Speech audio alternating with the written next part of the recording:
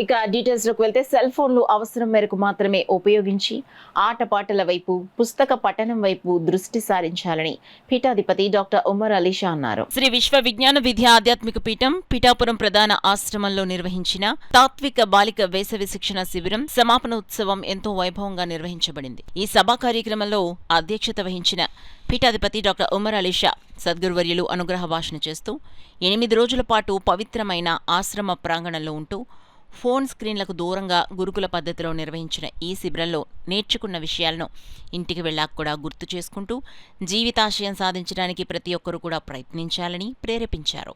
ప్రతి ఒక్కరూ 3 మొక్కలు నాటి వాటిని సంరక్షించాలని పిలుపునిచ్చారు.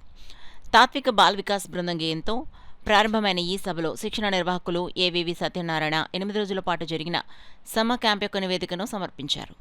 ముఖ్య అతిథిగా హాజరైన అహ్మద్ అలీషా మాట్లాడుతూ ఈ పీఠం ఒక వృక్షం లాంటిది, ఆ వృక్షంపై ఉన్న కోయిలలు ఈ బాల వికాస్ పిల్లలంతా అని అభివర్ణించారు. మరొక ముఖ్య అతిథి doctor Umar Alisha public school correspondent Hussain మాట్లాడుతూ నేటి కాలంలో బాల వికాస్ శిబిరాలు ఎంతో అవసరమని, శిబిరంలో నేర్పే అంశాలు పిల్లల జీవితాల్లో కొత్త వెలుగుల్ని నింపుతాయన్నారు. గౌరవ అతిథి Andhra bank retired chief manager మంచం సుబ్రహ్మణ్యేశ్వరరావు కాకినాడ వారు మాట్లాడుతూ తాత్విక బాలికాసు పిల్లల్లో బహుముఖ వికాసం కలిగిస్తుందని అన్నారు. ఈ సందర్భంగా 5 బాల వికాస్ పిల్లలు తమ స్పందన తెలియజేయగా 8 రోజుల పాటు వివిధ అంశాలను బోధించిన శిక్షకులందరినీ పీఠాధిపతి డాక్టర్ ఉమర్ అలీషా సద్గురువర్యులు సత్కరించారు.